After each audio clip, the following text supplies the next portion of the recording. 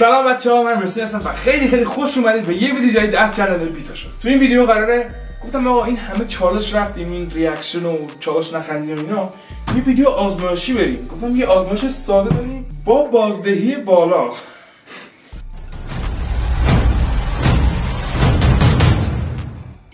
یعنی اینکه شما این موشک می‌سازید با این آب و هوا، فقط مواد مورد نیازش. ما اینجا فقط یه دایناسور نیاز داریم که سرباف نمیدونم اسمش چی به فارسی، که باید بره داخلش و دوشو همه با چسبی 1 2 3 بزنید. 1 2 3 نه این رازی مازینا نمیگیرید.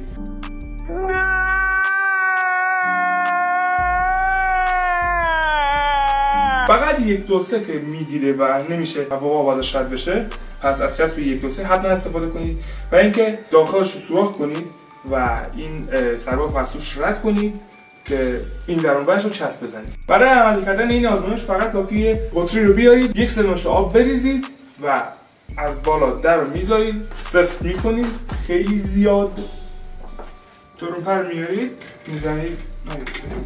اصلا نگران نباشید که در بره، چون اصلا به هیچ عنوان در نمیره. نه خیر دوستان، میدونی چرا؟ چون که کافیه در بره خدای نکرده و اینکه هرگز این کار رو خونه انجام ندید، خیلی خطرناکه. کافیه خدای نکرده به جایی برخورد کنه و نابود میکنه، بخوره به هر چیز نابود میکنه، حالا جز سنگ. یه بار شیشه اتاق خودم شکوندم دیگه، داستان داشتونم. کلا آقا این آزمایش رو تو خونه و حیات انجام ندید. این از طرف من به شما بیننده گل بلبل. بریم ادامه این ویدیو. اینجوری نمیشه بادش کنم چون که میزه، بعد باید بیان پایین. فقط کلا دستور کارش اینه و تا جایی که زور دارید بادش کنید. اصلا نترسید که بترکه، به هیچ عنوان نمیترکه. سلام علیکم. هیچ عنوان نمیترکه. علیکم السلام. خب الان حتما باد شد. نذارید زیاد بادش خالی بشه و سعی کنید نشتی نباشه باشه که آب و هوا ازش خارج بشه. اینکه اینجوری سفت بشه، سنگ بشه. اگه شد از این هم بازم سفت‌تر کنید. اگر رو به این ور بگیرمش و باز کنم میره میخوره رو سقف خونه، چون که من الان نمیخوام الان بهتر کنم، فقط عادی باز کنم.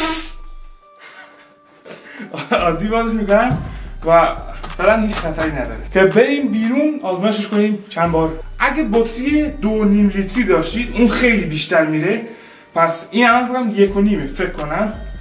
2.5 لیتری برید که خیلی قدرتش بیشتر و بیشتر میره آسمون.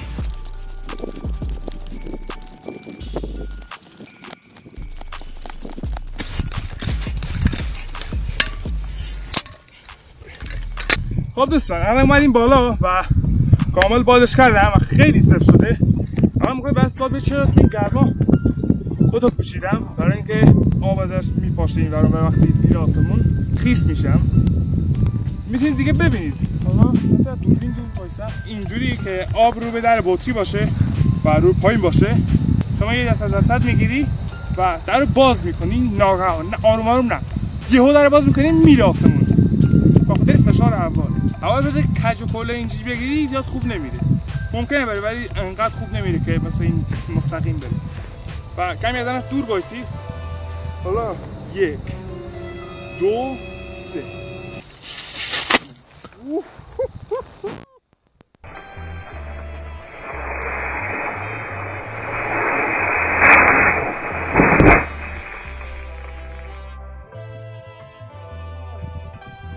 بسر خیس شدم. همین بود آزمایش. فقط اینکه گفتم رو در دیوار نگید، شیشه مردم نابود کنید. این خیس شدم الان و ببین الان داخل بطری دود در میاد. نگاه نمیدونم چه بخاطر چیه، فکر بخاطر چسبش باشه، نمیدونم چرا، فکر بخاطر چسبش باشه که اینجوری. میدونی چرا؟ خب الان دوباره میخوام آزمایش کنیم چون آب اضافه هم با خودمون آوردیم. اینجا دیگه کافی باشه، حالا کمترش هم باید بکنیم. کل قضیه اینه که همش به این بستگی داره، هرچی کیفیتش خوبتر باشه بیشتر میره. گفتم هرچی بطری بزرگتر باشه، یعنی 2 میلیمتری، یا اگه بزرگتر گیر آوردید که خیلی بهتره. اگر نبود از همین ساده استفاده کنید، از همین زمزم و کوکاکولا و اینا خیلی خوبن. تبلیغات کوکاکولا 2 میلیارد دلار بریز. شماره کار تو دیسکریپشن. باید اینجوری سفت بشه که انفجار خوبی داشته باشه. من میرم از دورتر تا ببینید چقدر خوب میره آسمون.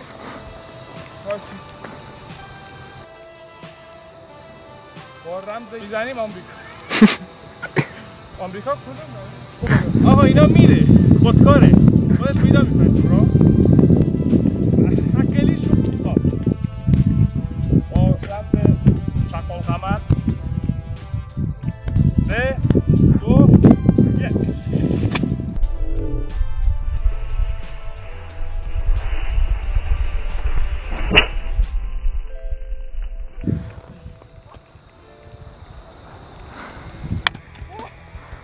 اینجا خیس شدم صورتمو خیس شدم. این سرما اینجوری نگاه آفتاب نکنید که هوا آفتابیه. خیلی سرده اینجا. یخ کردم پسر. خب دوستان شما که تا اینجا اومدی و آزمایش رو دیدی و امیدوارم لذت ببرید، همین الان ویدیو رو لایک کن و چنل رو سابسکرایب کن و اون زنگوله کنار سابسکرایب رو فعال کن که اگر من ویدیو آپلود کردم شما به سرعت خبردار میشید و ببینید. و نظر یا ایده‌ای داشتید تو بخش کامنت ها حتما برام بنویس. یه بار دیگه آزمایش می‌کنیم. این دفعه کمی آب بیشتر می‌ریزم ببینم چقدر میره. خب دوستان هیچ وقت در بطری رو به خودتون نگید بگید اونور امکانش هست که منفجر بشه ولی خیلی کمه، چون من چند ساله اینو دارم و هر موقع چهارشنبه سوری میشه امیدوارم گلی شد. پرتاب سوم این دفعه با رمز یا اکثر امامزاده ها و اینجا خانواده نشسته نخواهد تو سایدشون.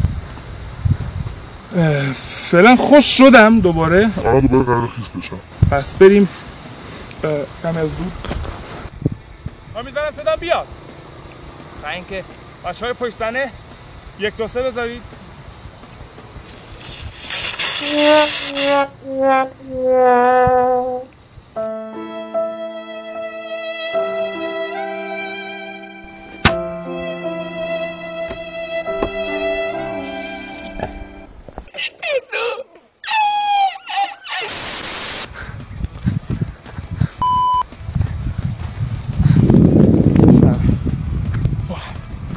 خیلی خیس شدم و همش به خاطر آریم بود.